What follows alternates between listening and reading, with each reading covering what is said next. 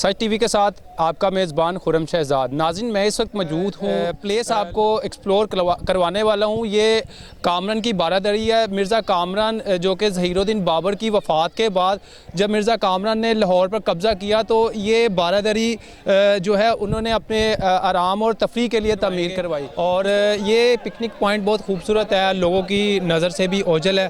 آج ہم آپ کو اس پکنک پوائنٹ کی سیر بھی کروائیں گے اور اس پکنک پوائنٹ باغ میں جڑی کامران کی بارادری کی ہسٹری کے حوالے سے بھی آپ کو بتائیں گے۔ میرے ساتھ آئے آپ کو کامران کی بارادری دکھاتے ہیں۔ اس حوالے سے ناظرین، 1530 میں بابر کی موت کے بعد کامران مرزا نے جب لاہور پر قبضہ کیا تو اس وقت قلعہ کے حالات کچھ اچھے نہ تھے، اسی لیے مرزا کامران نے اپنے سکون اور تفریح کے لیے ایک خوبصورت عالی شان باغ کی تعمیر کروائی، جس میں کامران مرزا نے ایک بارادری بھی تعمیر کروائی جو کہ شادرہ کے علاقے دریائے راوی کے مغرب جانب واقع ہے۔ کہا یہ جاتا ہے کہ پہلے راوی کا پانی اس بارادری کے 100 کوسوں دور تھا، مگر حالات اور دریا کے راستے میں تبدیلی کی وجہ سے اب یہ ایک جزیرے پر کھڑا ہے۔ یہ بارادری 18ویں صدی تک مغل شاہی خاندان کے زیر استعمال میں رہی۔ اکبر اعظم کے دور میں اسے راوی سے گزرنے والے بیڑوں سے ٹیکس وصول چنگی کے طور پر بھی استعمال کیا گیا، اور اس کے بعد انگریز حکومت میں بھی اس وصول چنگی کے طور پر استعمال کیا گیا۔ بارادری کے مشرقی حصے کا کچھ حصہ 1850 کی دہائی میں آنے والے سیلاب سے کافی متاثر ہوا، جبکہ بارادری کی دوسری منزل کو بھی کافی نقصان پہنچا۔ بعد میں اس کی تزئین و آرائش بھی کروائی گئی۔ عیش و عشرت کا یہ عالی شان محل اس وقت آزائش و نمائش کا ایک عالی شان نمونہ تھا، جہاں کنیزیں شہنشاہ کا ہر حکم بجا لانے کو بے قرار رہتی، رقص و سرور کی محفلیں سجا کرتی تھیں، چشم آہو خواجہ سرا حسن و جمیل کنیزیں رقص کیا کرتی تھیں، ہندوستان کے نامور گویے سروں کی سرگم گایا کرتے تھے اور انعام میں ہیرے جواہرات حاصل کیا کرتے تھے۔ اس چھت کے اوپر ہلکارے کھڑا ہوا کرتے تھے جو کہ اس وقت کے بادشاہ سلامت کے استقبال کے لیے اس بلند آواز بادشاہ کا استقبال کیا کرتے تھے۔ جی ناظرین، میں اس وقت کامران کی بارادری کے گراؤنڈ فلور پہ موجود ہوں۔ بات کی جائے اس کے آرکیٹیکچر کی تو بہت خوبصورت آرکیٹیکچر ہے۔ اس کے چاروں اطراف پہ بڑی بڑی برجیاں بنائی گئی ہیں جہاں سے ٹھنڈی ہوائیں اس بارادری کے اندر داخل ہوتی ہیں۔ آپ دیکھیں کہ میرا کیمرہ مین آپ کو دکھا سکے، اس کے دوسرے اطراف میں بھی کھلی کھلی برجیاں بنائی گئی ہیں، اور اس کی چھت کے اوپر اس وقت کے مغلیہ آرکیٹیکچر کا خوبصورت کام کیا گیا ہے، جس میں مختلف اقسام کے سنگ مرمر پتھر لگا کر اسے تراشا گیا ہے۔ ابھی ہم آپ کو اس کے اوپر والا حصہ بھی دکھائیں گے۔ اس عمارت کو دیکھ کے دکھ بھی ہوا، اور دکھ یہ ہوا کہ یہاں پہ جو لوگ آتے ہیں مختلف اقسام کے اپنے نمبر اور شعر و شاعری اس کی دیواروں کو لکھ کے اس کو گندا کرتے ہیں۔ میں آپ کو یہی کہوں گا کہ صفائی نصف ایمان ہے۔ جس طرح سے آپ لوگ اپنے گھروں کو صاف رکھتے ہیں تو یہ عمارتیں بھی ہمارے پاکستان کا ورثہ ہیں، اور ہمارا پورا فرض بھی ہے کہ ہم اپنے ورثے کی حفاظت کریں اور اسے خوبصورت بنائیں۔ آئیں آپ کو دوسرے حصے پہ لیے چلتے ہیں۔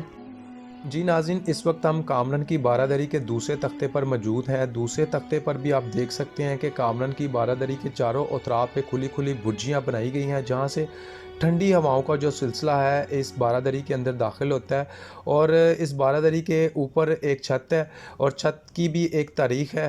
اس چھت کی تاریخ کے حوالے سے بھی ہم آپ کو بتاتے ہیں۔ آپ دیکھ سکتے ہیں کہ دیواروں پر لوگوں نے کافی زیادہ جو ہے گند مچا رکھا ہے۔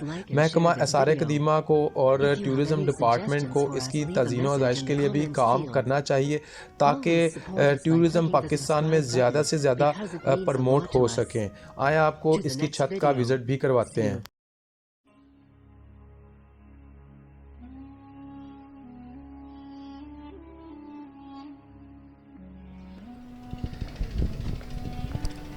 جی ناظرین، میں اس وقت مرزا کامران کی بارادری کے بالکل ٹاپ پہ، جو کہ بارادری کی جو چھت ہے یہاں پہ موجود ہوں۔ موسم کی بات کی جائے تو موسم بہت ہی خوبصورت ہے، ہوا چل رہی ہے، اور اس بارادری کی جو ہسٹری ہے اس سے جڑی ایک اور واقعہ بھی ہے جو کہ میں آپ کو سناؤں گا۔ ناظرین، اس کامران کی بارہ دری سے چھپی ایک اور بھی حقیقت ہے، ایک واقعہ اور بھی ہے جو کہ بہت زیادہ مشہور ہے۔ وہ یہ کہ شہنشاہ جہانگیر کے بیٹے خسرو، اس شہنشاہ جہانگیر کے باپ شہنشاہ اکبر کے ساتھ بہت اچھے تعلقات تھے، جس کی بنا پر شہنشاہ جہانگیر کو یہ لگتا تھا کہ اس کا باپ اس کے بیٹے خسرو کو کہیں تاج ایک بغاوت بھی ہوئی اور اس بغاوت کا سر کچل دیا گیا۔ اس وقت کے بادشاہ، اس وقت کے شہنشاہ جہانگیر تھے اور وہ اپنے اقتدار میں پوری طاقت پر تھے، اور پوری مغلیہ سلطنت کی فوج اور ہندوستان کی فوج بھی ان کے ساتھ تھی، اور اس بغاوت کا جو سر تھا انہوں نے کچل دیا، گرفتار کر کے اسی بارہ دری میں لایا گیا تھا، اور اسی بارہ دری سے خسرو کو سزا بھی دی گئی تھی۔ شہنشاہ جہانگیر نے اسی بارہ دری میں اپنا دربار بھی لگایا تھا، اور اسی دربار میں شہنشاہ جہانگیر نے خسرو کے لیے سزا تجویز کی کہ خسرو کو یہاں سے قلعہ تک گھسیٹ کے لایا جائے، اور اس وقت اس کے جو 300 سے زیادہ اس کے فوجی تھے، اس کی آرمی تھی، خسرو کی آنکھوں کے سامنے اس کو جو ہے نا قتل کر دیا جائے۔ ناظرین، کا نشہ تھا، اور یہ اقتدار کے وہ طاقتور لوگ تھے کہ جن کی جو فوجیں تھیں جہاں بھی جاتی تھی تہس نہس کر کے رکھ دیتی تھی۔ اس کامران کی بارہ دری کے حوالے سے یہ بھی واقعہ بہت زیادہ مشہور ہے جو میں نے آپ کو سنایا، اور اس واقعے کے اختتام میں شہنشاہ جہانگیر نے یہ جملہ دہرایا تھا کہ بادشاہ کسی کے رشتہ دار نہیں ہوتے۔ خسرو کو کامران کی بارہ دری سے گھسیٹ کر شاہی قلعے تک لے جایا گیا، اور اس کی آنکھوں کے سامنے اس کے 300 سے زیادہ سپاہیوں کو قتل کر دیا گیا، اور بعد میں خسرو کو اندھا کر دیا گیا۔ ناظرین، یہ حکمران اپنے وقت کے بہت طاقتور لوگ تھے، جن کی فوجیں جہاں بھی جایا کرتی تھی تہس نہس کر دیا کرتی تھی۔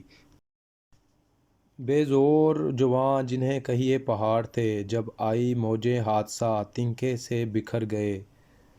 جاہو جلال اور شان و شوکت کے نمائندہ یہ بادشاہ اور ان کے تعمیر کردہ یہ عالی شان محل، نہ تو آج یہاں کوئی بادشاہ موجود ہیں اور نہ ہی ان کا حکم بجا لانے کے لیے کوئی غلام موجود ہیں۔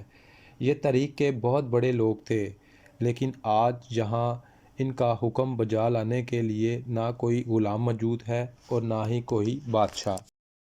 کامران کی بارہ دری پاکستان میں مغلیہ دور کی تعمیر کردہ پہلی عمارات ہے جو کہ آج بھی اپنی جگہ پر قائم ہے۔ حکومت وقت کو چاہیے کہ اس پارک کی اور کامران کی بارہ دری کی مزید تزئین و آرائش پر کام کروایا جائے تاکہ پوری دنیا سے ٹورسٹ کی آمد کا سلسلہ جاری ہو سکے۔ کیا نام ہے جی آپ کا؟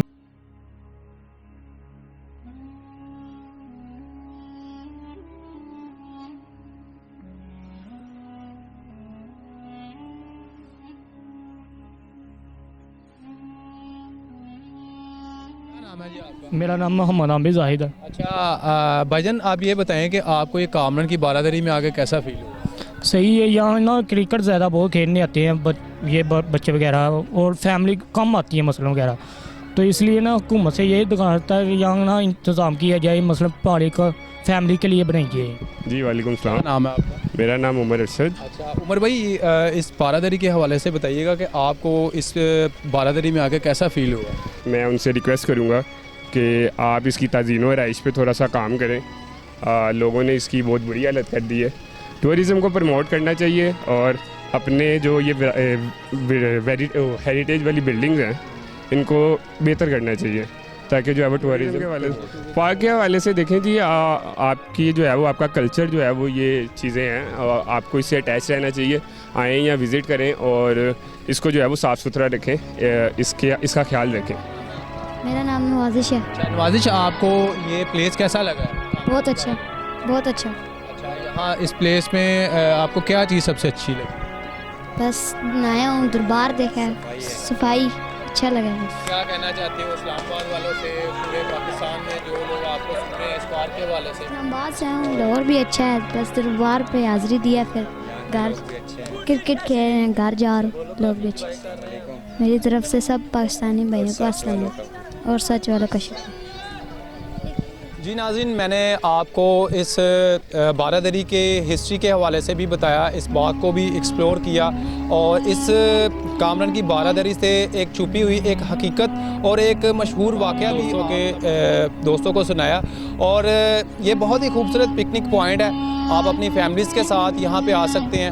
اور یہاں پہ ایک دیکھا جائے تو یہاں پہ پارک ہے جو کہ دریائے راوی کے مغرب کنارے ایک جزیرے بارہ دری ہے، یہ بنائی گئی ہے.